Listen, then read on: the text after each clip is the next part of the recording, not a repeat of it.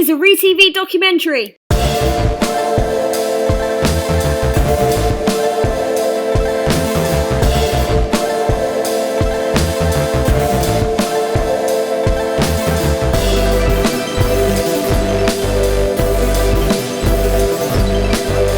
This series will cover interviews with 7 sex offenders. These clips are from the mid-90s, of video recorded interviews with different types of sex offenders. These clips come from 2 different episodes. Truth, Lies and Sex Offenders is for general audiences, and Sadistic Offenders, How They Think, What They Do, was aimed at professionals and law enforcement. The interviews were carried out by American psychologist and mystery novelist Anna C. Salter, Ph.D. Not everyone accused of a crime will be guilty of that crime. The first episode in this series are clips from the interview with Patrick, a young minister who was accused of child sexual abuse. The problem is he had no criminal record, was perceived as an outstanding member of the community who was respected and well liked. I was a youth minister, an assistant minister. It was a rather small congregation for our community, around 200 to 300 people, at best 300. And I filled the needs of an assistant pastor, an associate minister, a deacon, and the highest being elder pastor, and working with the youth of the congregation. He was a kid at church, underprivileged. He came in with a group of other children, and I reached out and tried to help him as no one else would. And just like the kids that normally are underprivileged, they try to take advantage of people who help them. Obviously, he has a lot of disturbances, mental problems. I think if you'll look in his records, he was even in a mental institution for 3 years before coming to church. Before being in the boys' home. He has a criminal record anyway. Yes, I think ministers are victimized by false reports. They have a very sensitive job. They are out there working with people constantly. They're alone, many times unsupervised. The only person with them, of course, would be the minister and the child, or the minister and the accusing victim, if you will. So who's to say that the minister didn't do it? 80% of the time, I would say, the victim is believed more than the minister. And it's because of all the heightened hoopla over victims and all of that stuff. It's ridiculous. Ministers too much are victimized themselves for their kind deeds. People want to get money out of them if they're a little bit successful. Then their entire reputation is shot. They go back into the ministry, and they may say they trust them, but they're never totally trusted again. Their entire education, work, whatever they've gone through for years has gone down the drain, never to be fully restored, never to be fully recapacitated as what was before. It's a shame. And it's extremely discouraging. I have spent 2 years in seminary. I am the youngest deacon of the Methodist Church in the state. And it's absolutely, all of that prior effort and work, my entire life dream, the hopes of my parents, is now being questioned. I only hope God deals mercifully with them. So what do you think? Is he guilty? Is he innocent? Did you detect any signs of deception? Did you detect any signs of honesty? Would you even know what those signs might look like if you saw them? I had 53 hands-on definite victims, and there are 42 other ones that can be questioned as far as age and so forth is concerned. I have 53 minor victims. I guess most of you were already expecting that he was guilty, otherwise why would he be in this documentary? But if you weren't already suspicious, if you didn't already know, do you think that you would have been able to tell that he was a child predator? Would you have trusted him with your kids if he was a minister at your church?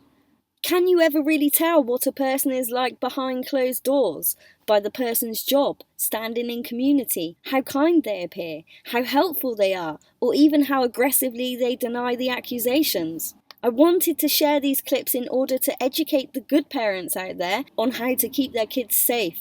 Unfortunately, a lot of kids are abused at home, so it would be beneficial for the good folk out there to be able to spot the signs of abuse. In fact, did you molest Mikey? Yes, I did.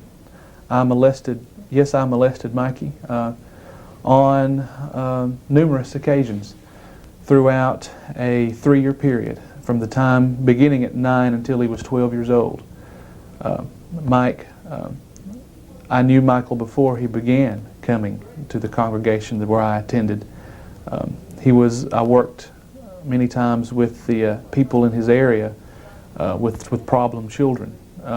As an older teenager, I would go out and assist people in the boys' homes and so forth for little small things like baseball games, softball games, etc.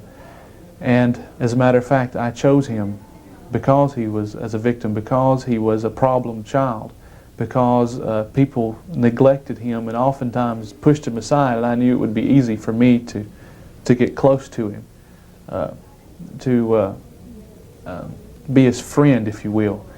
And then, again, I also knew if he told, that there would be little or small amounts of belief in him. No one would believe him, basically, if he told. And in fact, they didn't. When he did tell, and when it became a bigger issue, when I was investigated, the head of the department of my county told me, he said, "You have nothing to worry about." He said, "We can tell from the very beginning that this is all a big scheme," and it was dropped almost as quickly as it came about. I was caught twice before I was incarcerated. Really, it wasn't being caught; it was I was told on twice before being incarcerated. They were not believed the first 2 times. I had many people, counselors, church leaders, leaders of the community, to come up and stand in my defense several times in those occasions, and it was simply just totally disbelieved. Even the second time, it was more stood out against than the first time, because they thought, well, here he goes again, this young man trying to help unfortunate children, and they're turning against him.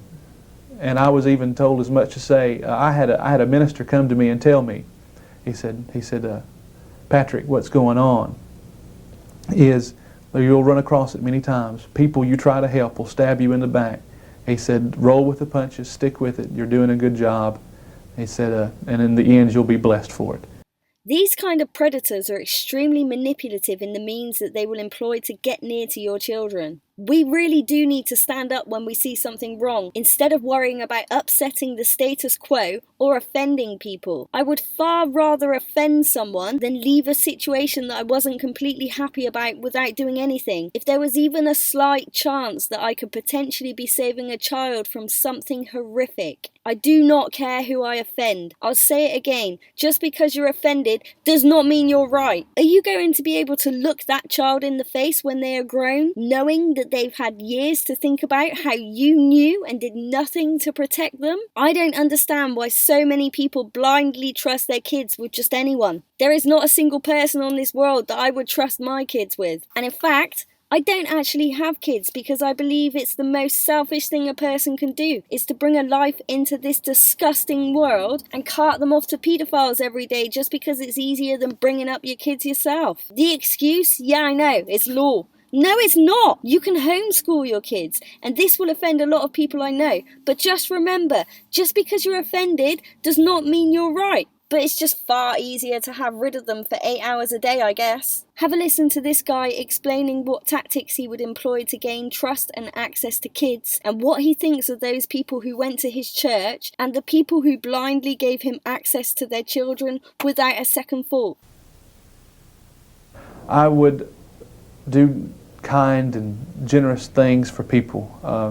I would give families money that did not have any money, that was not from the church treasury. It was from my own personal bank accounts. I would support them in all the ways that I could, talk to them, encourage them.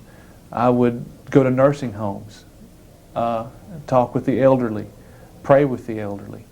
I would do community service projects, pick up litter off the side of the road. I would mow the lawns for elderly and handicapped people, go grocery shopping for them. I would do activities that were centered around the things that young people like to do, not the things that tend to happen in churches, which are boring and dull. It was actually very exciting for them, and they enjoyed it, and our youth group grew. It was definitely to cover up what I had been doing. It seemed the more I would get into my deviancy, the more I would try to do that was good in the eyes of everyone else. And indeed, in the eyes of everyone else, I was a good kid. Grew up making good grades in school, went to a nice college. All of that just added to the double life. I consider people that go to church gullible because they have a trust that comes from being Christians and other people. They tend to be better folks all around, and they seem to want to believe in the good that exists in all people. I consider people wanting to believe that these kind of things don't happen, that children shouldn't be molested, and that it doesn't happen. And it really doesn't happen in my community and in my church. And because of that, it was easy for me to convince them, all the more with my good deeds that I had done, with the actions that I had presented the members of the congregation. I think that that they want to believe in people, and because of that, you can easily convince with or without convincing words. They said, well, we know this young man. He has been in our community all of his life. We know his parents, his grandparents, his aunts, his uncles. This is not something that he would do. This is not something that goes along with the behavior that we see him in and day out.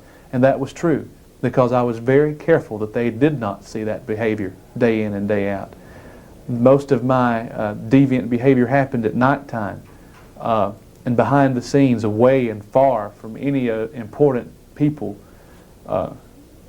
who could make those kinds of judgments that, yes, indeed, Patrick is the kind of person who would go around molesting children.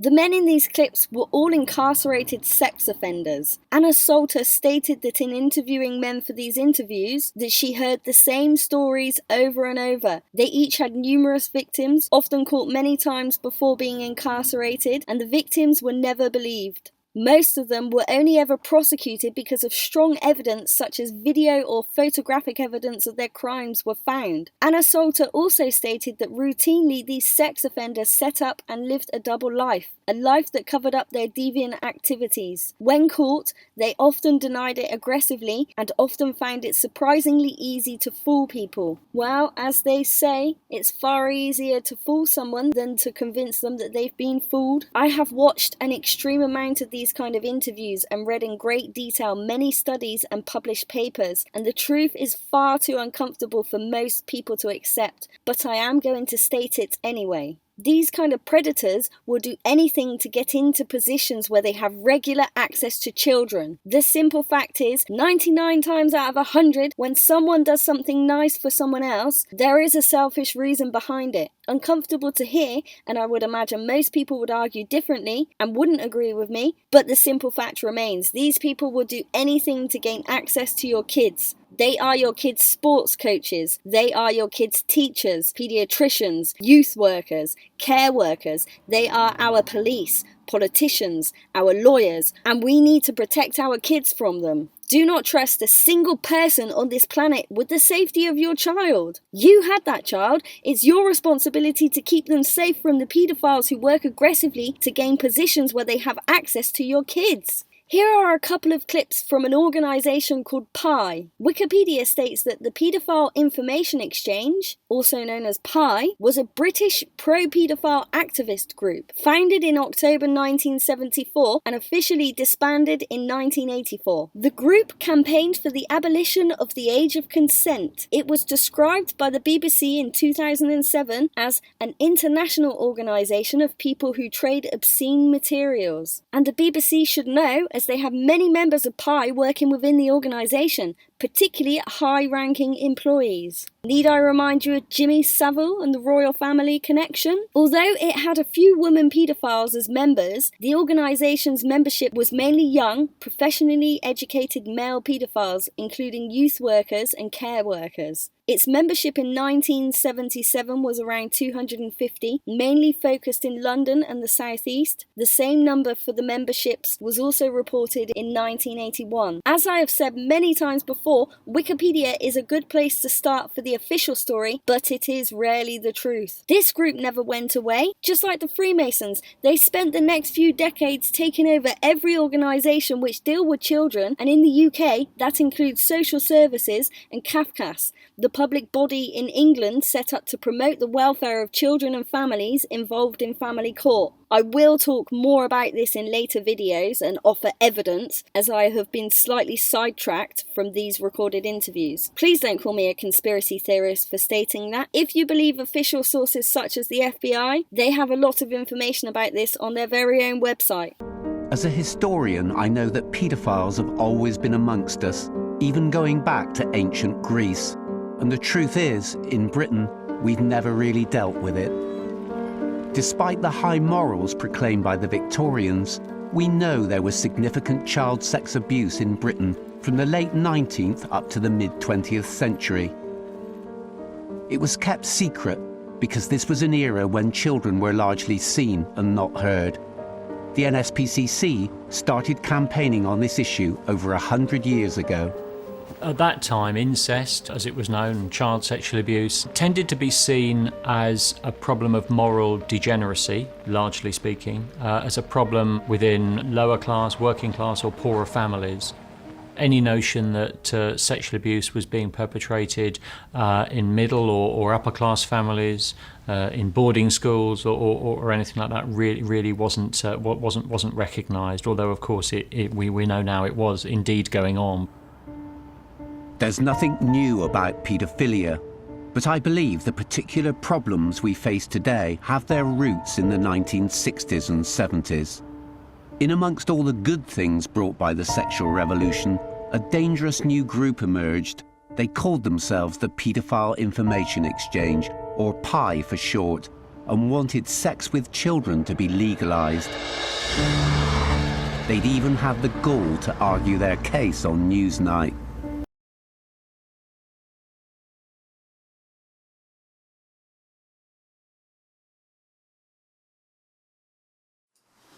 Adults would feel that a developed consideration for children would involve leaving children alone sexually to find their own way for themselves with their own peer groups and not with adults. Yes, I would be all in favour of children finding their own way sexually, but I think also that adults have a part to play, because children are one part of the whole society. It isn't the society where we separate children from adults. What do you feel? I feel that PI is not a procurement agency for children, never has been and never will be. Our political objectives include developing a society where children are given a much higher status than today, where they are recognised as individuals in their own right, and this includes recognising their right to certain sexual freedoms, whilst protecting them from the kind of criminal assaults which took place in Brighton. But surely it's a question of recognising children's maturity, and how can you have an equal relationship, which is what I take a mature sexual relationship to be, between an adult and a child who is not mature in body, in mind, or personal awareness? It has to be unequal. I don't accept that this concept of maturity at all. adults, for instance, aren't necessarily mature. It's a long process. Well, I take it for granted that no adult is probably ever mature, but nevertheless, my state of maturity, or your state of maturity, is clearly different from that of a child of 12. How can there be an equal relationship which allows of sex, which is usually a shocking experience for everybody at some time or another? How can you allow of an equal relationship between two people so unequally positioned at the starting off point? Well, I don't accept that sex is a spontaneously shocking experience. Well, I'm saying at some stage or other there is an element of shocking sex. Not if children are properly educated about sex, and it's an obligation on society to see that children are given a far more comprehensive sexual education from a far earlier age. But in that case they find it out, they discover this with people of their own age and in their own time, and it is the question of inequality which I come back to, which I think you haven't answered. Indeed, by your lights, the relationship is unequal in the same way that a teacher-child relationship is unequal, in the same way that a parent-child relationship is unequal. The teacher's not exploiting the child sexually. And nor is a pedophile. Pedophiles do not exploit children. Child molesters using the child's sexuality. No, pedophiles do not use a child's sexuality. Pedophiles develop a mutual sexuality with the child. It's an entirely reciprocal relationship. But you can't say that because of this business of immaturity and the inequality of the relationship. Yes, but the definition of maturity is yours. We don't share it. Well, what is your definition of maturity in this context? So how can a child of 12 make a mature judgment about something like sex for the first time, which it has not the first idea about, and cannot possibly weigh the consequences of it? You're imputing to a sexual relationship heavy judgmental issues which no, I'm not. I'm talking about the intrinsic. physical and psychical response. Yes. A child is able to recognise a pleasurable experience. He is able to recognise a pleasing emotional experience. He is able to express consent and to recognise that this is something he wishes to continue. And a responsible, caring paedophile it always refers to the wishes of the child.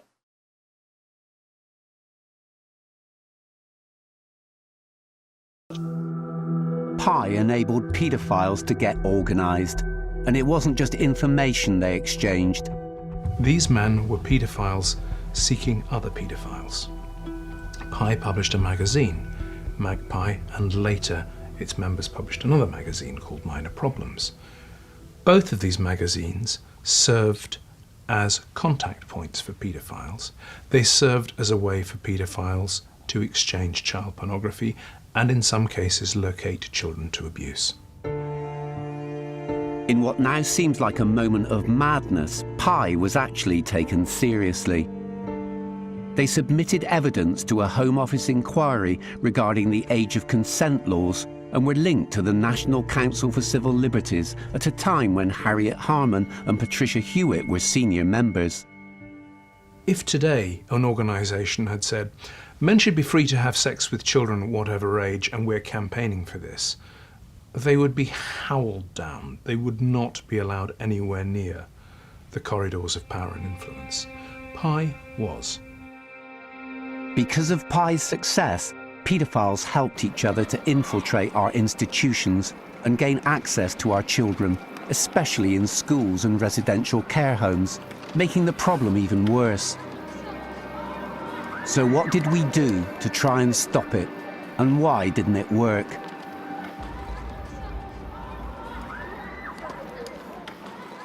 For many children, child sexual abuse is like a bomb going off deep underground.